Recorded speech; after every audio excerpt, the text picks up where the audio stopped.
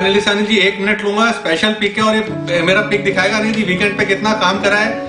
Anil ji special pick है, खरीदारी की राय है एनएमडीसी पर। ये मेरा पिक ऑफ द सीरीज भी था और जब मैंने पिक ऑफ द सीरीज दिया था तब 2018 के हाइस टूटे थे और आज ये 197 198 के लेवल्स को तोड़ रहा है जो कि 2014 के हाइज है। तो एक बिग ब्रेकआउट हो रहा है और अभी स्टॉक की जर्नी जो है 300 प्लस तक की शुरू हो रही है। जून 2008 में अगर हम देखें तो 458 का प्राइस था, तब प्राइस टू अर्निंग था 23 का। आज पी मल्टीपल है 14 का, डिविडेंड यील्ड है 4.2 की और यहाँ पर फंडामेंटल एक बड़ा ट्रिगर है स्टॉक की री रेटिंग का, वो है नागरनार का स्टील प्लांट। यहाँ पर गवर्नमेंट ने बड़ा क्लियरली बोल दिया कि इस प्लांट का डीमर्जर होगा, क्लियर यहाँ पर स्टेक बेचा जाएगा और इस प्लांट का अगर कॉस्ट पर वैल्यूएशन किया जाए, कॉस्ट पर अगर स्टेक बिकता है तो 78 रुपीज है, कॉस्ट पे बिकेगा नहीं।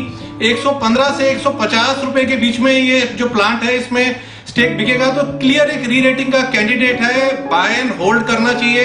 197 198 2014 के हाई थे, उसके ऊपर स्टॉक निकलने की कोशिश कर रहा है। तो पहला टारगेट यहाँ पर 300 का है, दूसरा टारगेट 400 का है। इस तरह पे खरीदे, करेक्शंस पर एक्यूमुलेट करें तो थोड़ा लंबी अवधि का नजरिया बना के एनएमडीसी में बाइंग की राय है। स्टॉप लॉस क्या है बंसल जी?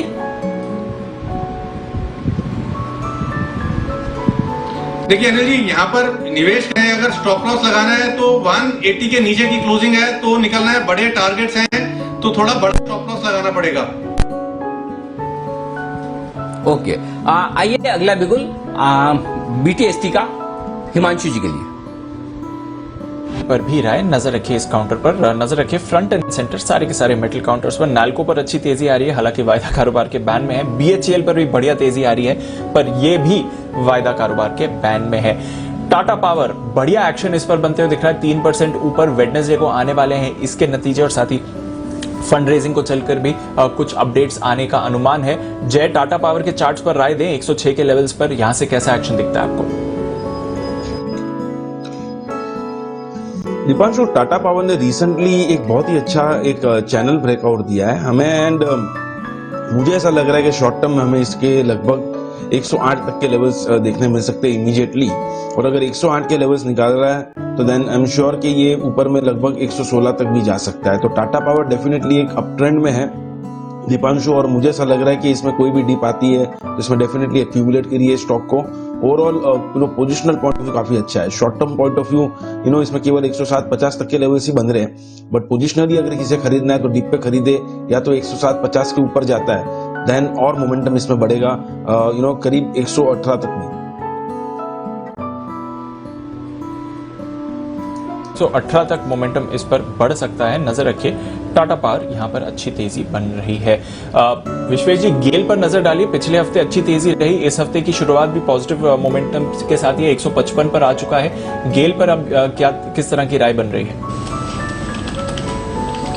देखिए 150 के कॉल में 18 लाख शेयर का ओपन इंटरेस्ट है and we are just trading above that. मुझे लग रहा है कि अगर 150 होल्ड करता है तो 160 की ओर जा सकता है। मोमेंटम काफ़ी अच्छा है तो मेरे हिसाब से लॉन्ग करना चाहिए, तो डेफिनेटली ये लेवल पे ऐड कर सकते हैं। ओके, तो ये है आपके लिए गेल पर खरीदारी की राय, बढ़िया मोमेंटम। सेल पर है ओके, तो टाटा पावर यहां पर खरीदारी की राय है। वेडनेसडे को आएंगे नतीजे और उससे पहले मोमेंटम में आते हुए स्टॉक। कोई और कॉल आशीष जी? हाँ दीपांशु जी, और एक स्टॉक है और वो स्टॉक है LIC housing finance. LIC housing finance का भी चार्ट स्ट्रक्चर सेम इसी तरह से बनता हुआ दिखाई दे रहा है। एक अपफ्लैग फॉर्मेशन का ब्रेकआउट मिला है, अच्छे खासे वॉल्यूम के साथ मिला है ये ब्रेकआउट। तो LIC हाउसिंग का जो 430 रुपए का कॉल है वो खरीदारी करने की सलाह होगी। 430 का कॉल का अगर हम देखते हैं तो अभी 16 रुपए 17 रुपए के करीब ट्रेड करता हुआ दिखाई दे रहा है। मेरा स्टॉप लॉस रहेगा 14 रुपए का, मेरा पहला लक्ष्य रहेगा 22 रुपए का, दूसरा लक्ष्य रहेगा 28 रुपए का। तो LIC हाउसिंग का 430 का कॉल खरीदारी करने की सलाह होगी। बिल्कुल, तो LIC हाउसिंग और टाटा पावर दोनों पर आपके लिए कॉल ऑप्शंस खरीदने की राय है। आशीष जी, बहुत बहुत शुक्रिया हमारे साथ जुड़ने के लिए। और दीपांशु, जो स्टॉक यहाँ पर मेरे रडार पर आया है वो है ग्रासिम। देखिए, आउट परफॉर्मेंस लगातार स्टॉक ने दिखाई है। इनफैक्ट एक बहुत ही अच्छा प्ले है न केवल सीमेंट्स के लिए बल्कि टेलीकॉम के लिए भी। और किस हिसाब से यहाँ पर एक 3-4 दिनों की साइडवेज कंसोलिडेशन के बाद स्टॉक अपनी रेजिस्टेंस जोन 1460 1465 के ऊपर यहाँ पर निकल रहा है। मुझे लग रहा है कि ये स्टॉक नए हाइज बनाने के लिए तैयार है। तो मुझे लगता है कि यहाँ पर ग्रासिम में करंट लेवल्स पर 1470 के आसपास खरीदारी करके चले। एक स्टॉप लॉस 1450 के नीचे का लगाया जा सकता है और मुझे लगता है इमीडिएटली ये स्टॉक 1510 1520 तक के टारगेट्स आज के ही सेशन में दिखा सकता है। काफी स्ट्रॉन्ग कंसोलिडेशन के बाद एक अच्छा ब्रेकआउट आते हुए नजर आया है और इनफैक्ट एक अच्छी relative strength compare to the पूरे सेक्टर यहाँ पर स्टॉक दिखाता हुआ नजर आया है। तो ग्रासिम यहाँ पर मेरी तरफ से खरीदारी की सलाह रहेगी।